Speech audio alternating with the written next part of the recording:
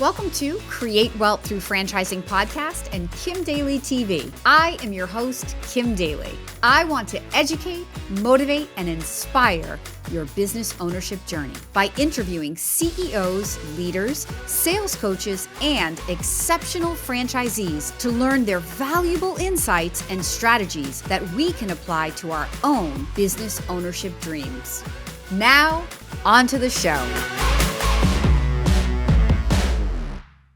Welcome back to Create Wealth Through Franchising Podcast and Kim Daly TV. Today, I have a very special guest for you. Actually, two guests for you today. Their names are Becki and Tracy. They are longtime franchisees of a company called the British Swim School. So, Becki and Tracy, welcome to the studio of Kim Daly TV.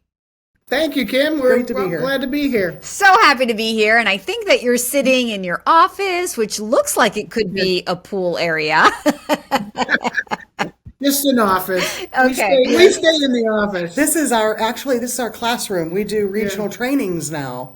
Amazing. So these women have an amazing story to share. They just, before we hit record, they literally told me they just signed a new franchise agreement, like they're re-upping after a 10-year agreement with the British Swim School. So let's dive into the heart of the conversation. So let's start at the beginning, ladies, and let's talk about what problem were you solving for in your life? Like what led you to think, let's own a business?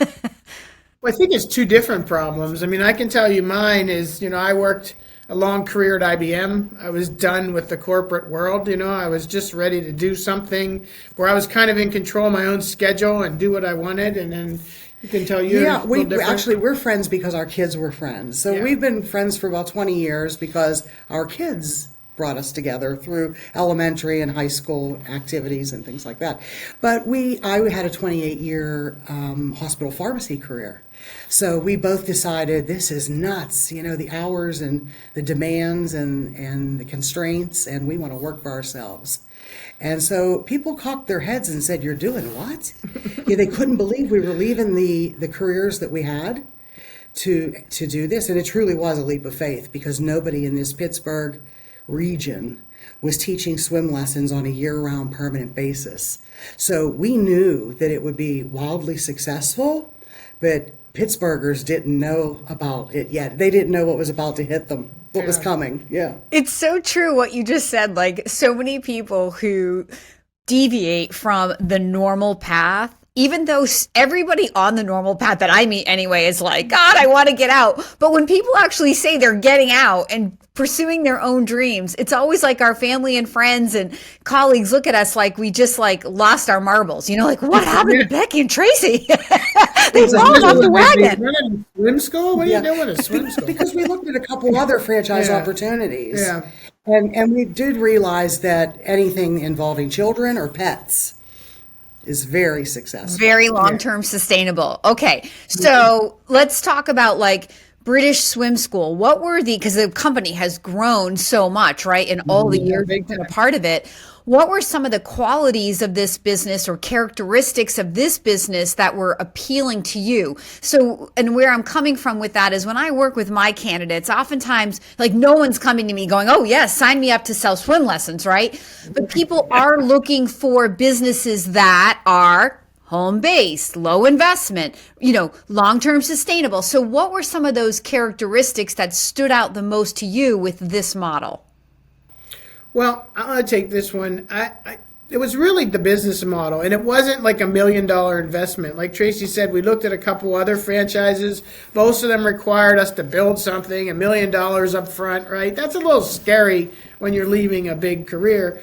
But, this was, we buy the franchise, we released some pools. We didn't even have to build a pool at that time, right? And we were very early in the process. Like she said, there was no swim schools here. Goldfish was being built in Pittsburgh, but they were about 9 months out.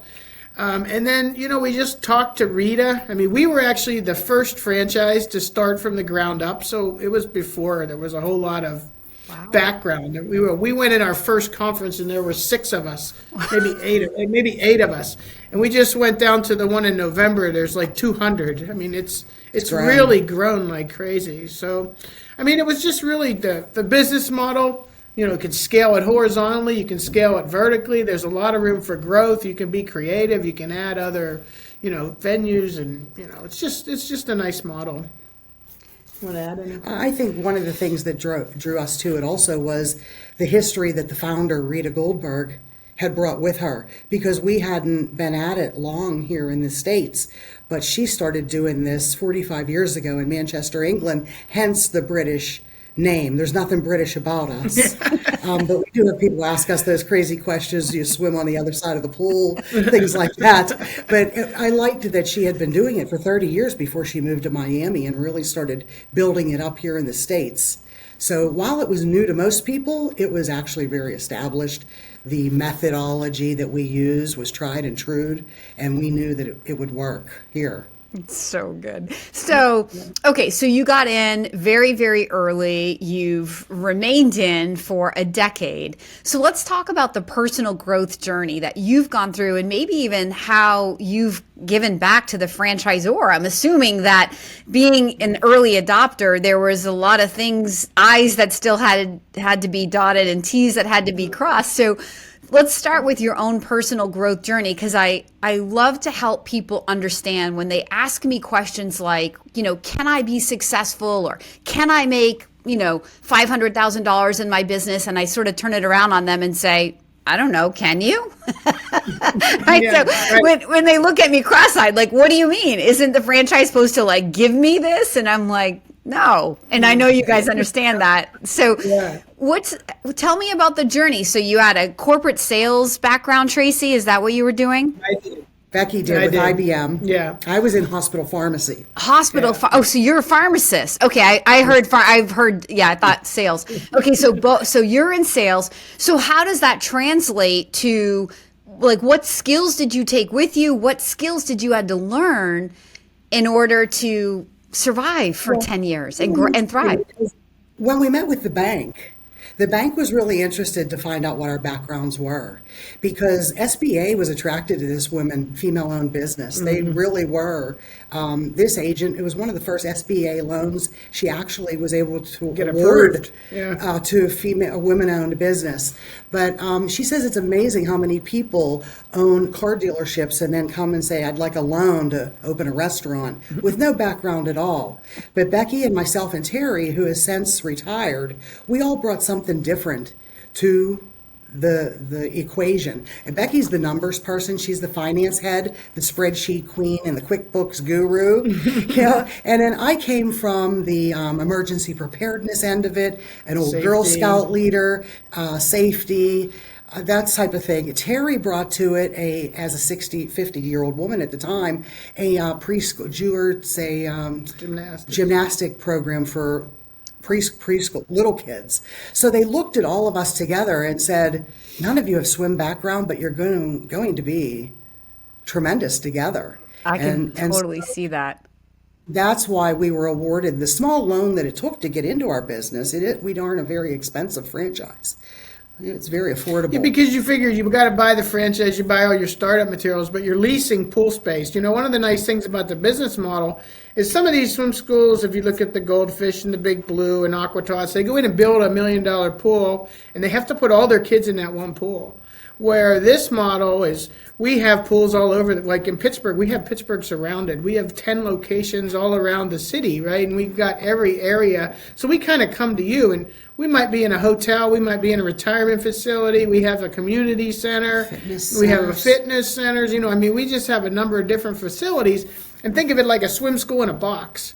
So, that's really what allows us to, it's easy to move, if we have to go somewhere else, we just pull our stuff out, move it somewhere else. So it's a really flexible and scalable business model. You keep saying scalable, and by scalable, she means if we want to add another day at a facility, we can. If we want to add hours to our current hours, we can. If we want to add additional instructors during the shift, we can. So there's ways to scale this horizontally and vertically that really makes it manageable. And we found out quickly during the pandemic, it was very easy to shut down too. And start up, right? So it worked out real well, because we shut down here on March 17th, 2020, and we were gone for 3 months. We came back on June 15th, 2020.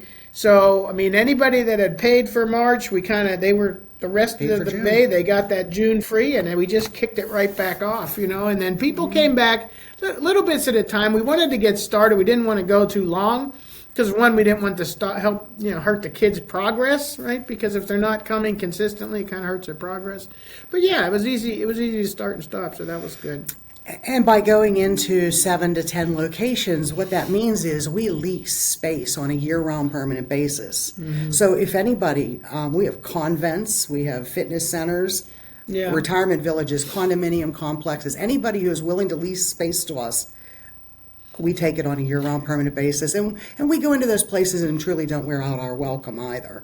If a Hyatt hotel is willing to let us swim there, we'll swim there Monday and Wednesday evenings and try to maybe go to a nearby fitness center Tuesday and Thursday to give families a variety and a selection nearby. Yeah. I'm sure it's nice for those businesses as well, because if you're offering a swim lesson in a fitness facility that maybe the parents start hanging out in, they might get the genius idea, well, while the kids are swimming, maybe I should work out.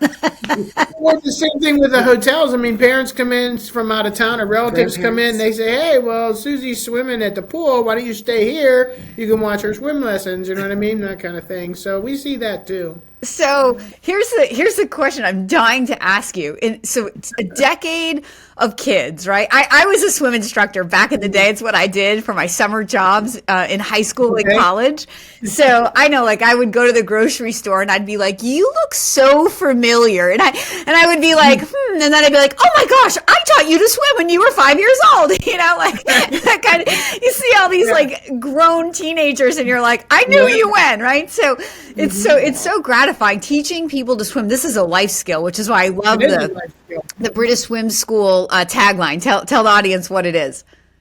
Survival of the littlest. Survival of the littlest. Oh my gosh, I just want to squeeze it. It's so cute. So you're giving you're offering a very important life skill to families. So do you know how many children's lives you've changed over a decade? Could you estimate how many kids have gone through your programs? It's probably 10,000 at least, because we are doing right now today we have 1,200, but we'll peak up to like 1,500 in the summertime. A week. That's a week. So, I mean, and then we've been doing that for a long time. So, I mean, we've been in over 1,000 kids for, at least 5 years. Yeah, I think March, April, May, we're embarking on our busiest season right now. Yeah. And we will get up to about 1,500 swimmers a week. And actually, we have a huge population of adult swimmers because nobody teaches adults around here. Everybody says, call British Swim School. We have adaptive swim, many autistic, a lot of special needs in a nearby therapeutic pool with the water at 90 degrees where we take all special needs, and we have instructors who are trained to work specifically with them. Sometimes Allegheny County brings them to us. We get a lot of third-party payers whose kids' schools may cover lessons, so it's very rewarding. I get chills. It is rewarding. Yeah, that gives me chills. That has to be like so amazing. Now, okay, so you just decided to re-up in your 11th year. So you said it at the beginning of the interview. So, like, if anybody said to you, would you do this again knowing what you know now? What would you say? And we actually started on a project 2 years ago, but it's actually working now. We're building a pool. We are actually building a pool of our own. As we speak. Yeah. We've got a general contractor. They're out there ready to blow the pool out next week.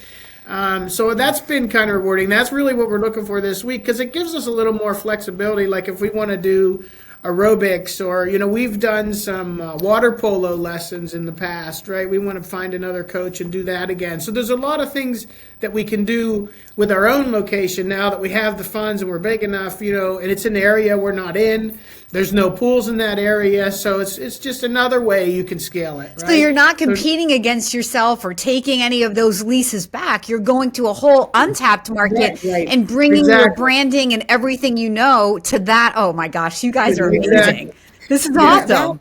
That will enable us to have like birthday parties. Right. teach lifeguard certification courses. We have people trying to learn how to roll their kayaks. Yeah.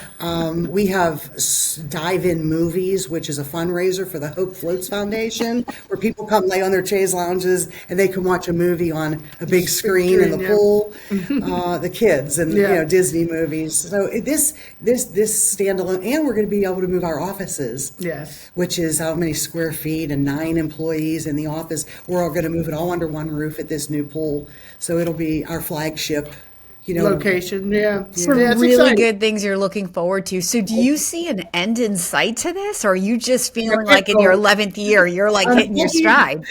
Becki's son is an owner with us, and he does everything wet. We're dry. We're pretty dry side of the business. But he's in charge of all the aquatics, and he's in his early 30s. And when we step back, he will run with this. And we have our eyes on a few really solid employees who've been with us for a while that may be able to buy us out or cover for us, and we're sort of grooming a couple of them to move Take forward. over. But it's easy. Why leave? Why we say we want to step back and retire, but to do what? It's been easy to do, and you do have a lot of flexibility where we can work from wherever if we have our laptops. Yeah. It's definitely been very rewarding. I For think. sure. And it really gives you a lot of flexibility, and it has probably surpassed the earnings we were making. That's hard to believe. Yeah. That's hard to believe, but we're earning more than what we were. To all those naysayers who were like, Tracy and Becki have fallen off the wagon. A decade of your life goes by. This is what I always say. A decade of your life goes by. You might as well invest in doing something where the reward is yours at the end, and the people who are against you will now be looking at you thinking you're the hero. Well, it calls the OGs now. We just went to the conference. I'm like, what, you're calling us what? Oh, we're the OGs. We are the old girls. No, that's a term of endearment, though. That's what I heard. Yeah. Did they at your conference? Did they put you on stage? Are you like there as the inspiration of what everybody else can build? They often put us on panels to answer questions and share our expertise with all the new franchisees that might just have one pool and 75 swimmers just starting the way we did. Right. Yeah, and I'm on the franchise advisory board, so I help some of the younger franchise. They had kind of divide them up, so I help them get started. I do it. We both of us do a lot of reference calls. People looking to purchase a franchise, and kind of you can almost weed them out on the phone. Based on what they're talking about. Well, we don't really want to swim, do anything in the water. I'm like, well, somebody has to do that. Yeah. It's a swim lesson. Yeah. Somebody has to do that. Someone in mind to do it. Yeah. It's so good. I mean, your story is so inspiring. This is so fun. I think I could talk to you guys all day. So for those who are listening, this is the $1 million question, right? So you've helped, let's just say 10,000 swimmers, change 10,000 lives in 10 years. What a massive accomplishment. To that person who's sitting on the sideline thinking, gosh, am I crazy to want to own a business? Everybody around me is talking me down from my dreams. What do you say to that person listening right now? Well, I met Rita. The reason we got started and how we found British Swim School is I did a lot of traveling. And I was in Sri Lanka, of all places, with a group. And Rita was in our group. And the last night, we were sitting there, and she's telling me about this swim school. And, she said to me, build it, and they will come. And I said, okay, let's build it and see if they come. And we did, and they came, and they keep coming. Kids has never been our problem. There's so many kids out there that need lessons. And the whole time she was gone, my lab coat was blowing up at the hospital. She was... my phone, her saying, sister, have I found the franchise for us?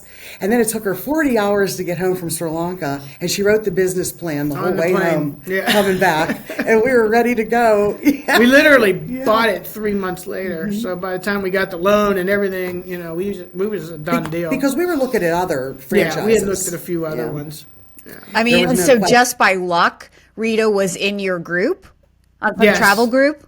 Yes. Yeah. That's really the grace of God. That's amazing. A little bit older than me, so I didn't really hang out with her too much. But the last night, we were both sick of Sri Lankan food, so we were sitting at the bar, and it was the typical bar napkin kind of thing, Like, I'm like, wow, this sounds great. And she lived in Fort How do you Lauderdale. do this? What's this model like? What can you do? And I'm like, man, it was like, and then I got on the plane and I'm researching what's in Pittsburgh. There's nothing. I'm like, oh, we're doing this. There's no swim schools here. That's really So then fun. find out Goldfish was building, but we beat them to market. And so it Our was all right. competitors are fun. We Yeah. find that we attend all the same events. and Chamber of Commerce meetings, and we all agree there's enough kids to go around. It's Yeah. really a friendly competition. And you say how many we've helped. Rita always says we'll never know how many we saved. So Yes. Because we are a safety and survival entity Yeah. first. Before we will teach propulsion or side breathing or any kind of endurance, stroke development, we get everybody first to learn how to independently back float. So they call for help, scream, cry, breathe.